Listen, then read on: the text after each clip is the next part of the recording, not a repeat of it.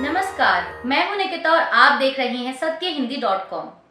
चलिए एक नजर डालते हैं अब तक की सुर्खियों पर। देश में यूनिफॉर्म सिविल कोड पर जारी बहस के बीच कल सोमवार 3 जुलाई को कानून मंत्रालय के संसदीय समिति की अहम बैठक हुई। मीडिया रिपोर्ट्स के मुताबिक इस बैठक में तमाम राजनीतिक दलों के सांसद शामिल हुए। बता दें, इस बैठक की अध्यक्षता बीजेपी के राज्यसभा सांसद सुशील कुमार मोदी ने की। इसमें लॉ कमीशन और भारत सरकार के प्रतिनिधियों को बुलाया गया था।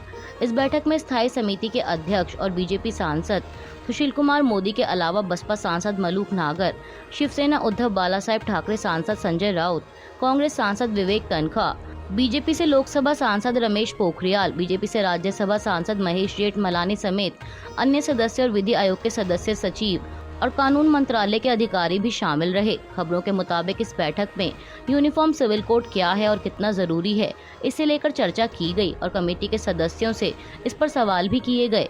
जहां इस बैठक में बीजेपी सांसद सुशील कुमार मोदी ने समान नागरिक संहिता बनने की स्थिति में पूर्वोत्तर और अन्य क्षेत्रों के आदिवासियों को इसके दायरे से बाहर रखने की वकालत की, तो वहीं कुछ विपक्षी दलों के सदस्यों ने इस विवादित मुद्दे पर विचार विमर्श शुरू करने के विधि आयोग के कदम पर सवाल उठाया।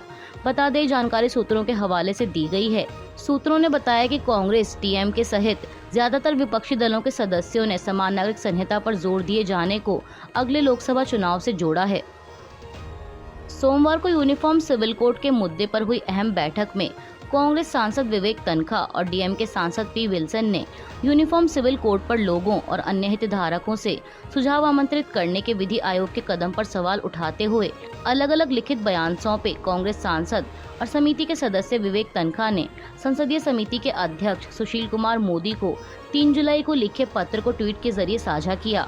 पत्र में तन्खा ने कहा कि परिवार कानून में सुधार को लेकर 31 अगस्त 2018 के परिचर्चा पत्र को देखने के बाद उनका मानना है कि इस परिचर्चा पत्र को सभी पक्षकारों के विचारार्थ अधिसूचित किया गया था और इसलिए लोगों की राय प्राप्त करने के बाद एक रिपोर्ट तैयार की जानी चाहिए थी। उन्होंने कहा कि इस रिपोर्ट में न केवल विधि आयोग के विचार सामने आए, बल्कि उन लोगों के विचार भी सामने आए जिन पर इसका प्रभाव पड़ेगा। तन्खा ने कहा कि उक्त परिचर्चा पत्र में कहा गया था कि समान नागरिक संहिता के मुद्दे पर विचार करते हुए भारत के संविधान पर संपूर्णता से विचार किया जाना चाहिए तथा इस बात को ध्यान में रखना चाहिए कि एक रूपता लाने से संविधान के कई प्रावधानों और खास तौर पर छठी अनुसूची और अनुच्छेद 37A से आई का उल्लंघन होगा। यूनिफॉर्म सिविल कोड के मुद्दे पर हुई बैठक के बाद डीएमके सांसद और समिति के अन्य सदस्य पी विल्सन ने ट्वीट कर लिखा कि आज विधि एवं न्याय पर संसदीय समिति की बैठक से पहले मैंने समिति के अध्यक्ष सुशील कुमार मोदी को समान नागरिक संहिता पर विधि आयोग के आगे लोक विचार विमर्श करने को लेकर पत्र सौंपा। उन्होंने कहा कि उन्हें इस बात पर आश्चर्य है कि जब उच्चतम न्यायालय के सेवानिवृत्त न्यायाधीश की अध्यक्षता वाली 21वें विधि आयोग ने विस्तृत अध्ययन कराया था और 2018 में यह निष्कर्ष दिया था कि यूनिफॉर्म सिविल कोड वांछनीय है, तब वर्तमान विधि आयोग इस मुद्दे को फिर से खोलने और आगे विचार विमर्श करने पर जोर क्यों दे रहा है। विल्सन ने सवाल किया कि क्या वे 21वें विधि आयोग के परिचर्चा पत्र को कमतर करना चाहते हैं। इस बीच सूत्रों द्वारा बताया गया है कि कांग्रेस के मणिकम टैगोर ने इस कदम की मंशा पर सवाल उठाते हुए इसे आगामी चुनाव से जोड़ा है।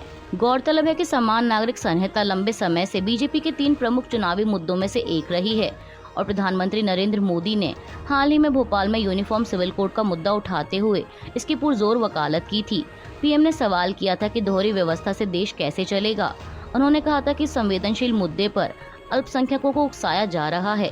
वहीं विपक्षी पार्टियों ने प्रधानमंत्री मोदी की इस टिप्पणी पर निशाना साधते हुए उन पर महंगाई और बेरोजगारी जैसे असल मुद्दों से ध्यान भटकाने का प्रयास करने का आरोप लगाया था। महाराष्ट्र में रविवार को आया सियासी भूचाल अभी शांत भी नहीं हुआ कि प्रदेश में अब नेता विपक्ष पद को लेकर उठापटक शुरू हो गई है। खबर है कि एनसीपी में टूट के एक दिन बाद ही कांग्रेस की तरफ से नेता विपक्ष पद के लिए दावा पेश किया गया। कांग्रेस नेता बालासाहेब थारोट का कहना है कि जिसके पास संख्या ज्यादा है उसकी तरफ से ही नेता विपक्ष बनाया जाएगा। विपक्ष में कांग्रेस सबसे मजबूत पार्टी है। हमारे विधायक पार्टी में बरकरार हैं। 2019 में हमारे पास 44 विधायक थे, अब हमारे पास 45 हैं। कांग्रेस महाराष्ट्र में नेता विपक्ष पद की मांग करेगी और इस मुद्दे पर आज मंगलवार 4 जुलाई को कांग्रेस ने बैठक भी बुलाई है। वहीं सारे घटनाक्रम पर एनसीपी प्रमुख शरद पवार ने कहा कि महाराष्ट्र विधानसभा में विपक्ष के नेता के पद पर कांग्रेस का दावा जायज है, क्योंकि उसके पास राज्य में विपक्षी खेमे में सबसे ज्यादा सीट हैं। शरद पवार ने कहा कि वह किसी की प्रति दुर्भावना रखकर राजनीति नहीं करते हैं। आपको बता दें कि एनसीपी में हुए विद्रोह के बाद शरद पवार ने जितेंद्र आव्हाड को विपक्ष के नेता के रूप में नामित किया। वहीं इसके एक दिन बाद कांग्रेस के विधायक दल के नेता बालासाहेब थारोट ने महाराष्ट्र विधानसभा में विपक्ष के नेता पद की मांग की है। महाराष्ट्र में चल रहे सियासी खेल के बीच एनसीपी के बागी नेता प्रफुल्ल पटेल ने एबीपी न्यूज से बातचीत के दौरान कहा कि शरद पवार मेरे आदरणीय नेता रहे हैं और भविष्य में भी रहेंगे। मैंने उनसे बहुत कुछ सीखा है। उनके प्रति मेरे मन में सम्मान या भावना में किसी तरह का कोई बदलाव नहीं हुआ है।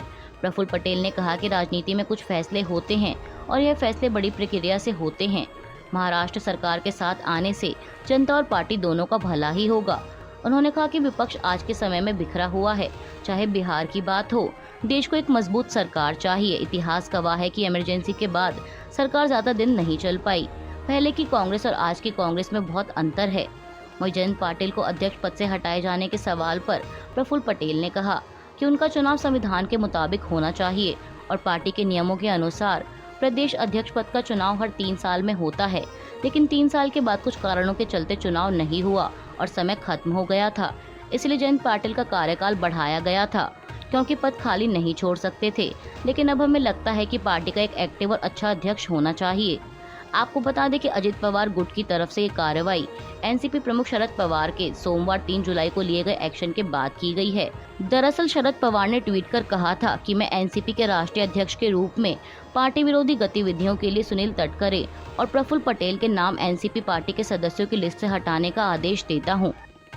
लोकसभा चुनाव में भाजपा का मुकाबला करने के लिए एकजुट हो रहे विपक्ष की अगली बैठक अब 17 और 18 जुलाई को बेंगलुरु में होगी। कांग्रेस महासचिव केसी वेणुगोपाल ने ट्विटर पर इसकी जानकारी दी। उन्होंने ट्वीट कर बताया कि पटना में बेहद सफल बैठक के बाद हम 17 और 18 जुलाई को बेंगलुरु में अगली बैठक करेंगे। हम फासीवादी अलोकतांत्रिक ताकतों को हराने और देश को आगे ले जाने के लिए एक साहसिक दृष्टिकोण पेश करने के अपने अटूट संकल्प पर कायम हैं। पटना में बीते 23 जून को हुई 15 से अधिक विपक्षी पार्टियों की बैठक के बाद अगली बैठक 13-14 जुलाई को बेंगलुरु में होने वाली थी, लेकिन माना जा रहा है कि रविवार को महाराष्ट्र में हुई सियासी उठापटक के चलते तारीखों में बदलाव किए गए हैं। ओडिशा के बालासोर में हुई ट्रेन दुर्घटना के बाद उठाए गए कई सवालों के जवाब मिल गए हैं। दरअसल हादसे की जांच के लिए गठित की गई हाई लेवल कमेटी की रिपोर्ट सामने आई है, जिसमें पता चला है कि इस हादसे से बचा जा सकता था। समाचार एजेंसी पीटीआई के मुताबिक ट्रेन दुर्घटना की जांच के लिए गठित उच्च स्तरीय समिति ने पाया है कि हादसे की मुख्य वजह गलत सिग्नलिंग थी। समिति ने इस मामले में सिग्नलिंग और दूरसंचार विभाग में कई स्तरों पर चूक के बारे में भी बताया है। साथ ही संकेत दिया कि अगर पिछली चेतावनी को ध्यान में रखा जाता तो त्रासदी से बचा जा सकता था। रेलवे सुरक्षा आयोग की ओर से रेलवे बोर्ड को सौंपी गई स्वतंत्र जांच रिपोर्ट में कहा गया है कि सिग्नलिंग कार्य में खामियों के बावजूद अगर दुर्घटना स्थल बहानगा बाजार के स्टेशन प्रबंधक ने एसएनटी कर्मचारियों को जो समानांतर पटरियों को जोड़ने वाले स्विचों के बार-बार असामान्य व्यवहार की सूचना दी होती तो वे उपचारात्मक कदम उठा सकते थे और हादसे से बचा जा सकता था। गौरतलब है कि ओडिशा के बालासोर जिले में बहानगा बाजार के पास 2 जून को हुई दुर्घटना में 292 लोगों की मौत हो गई थी और 1000 से ज्यादा लोग घायल हुए थे। अभी के लिए बस इतना ही। बाकी की खबरों के लिए बने रहिए सत्यहिंदी.com के साथ।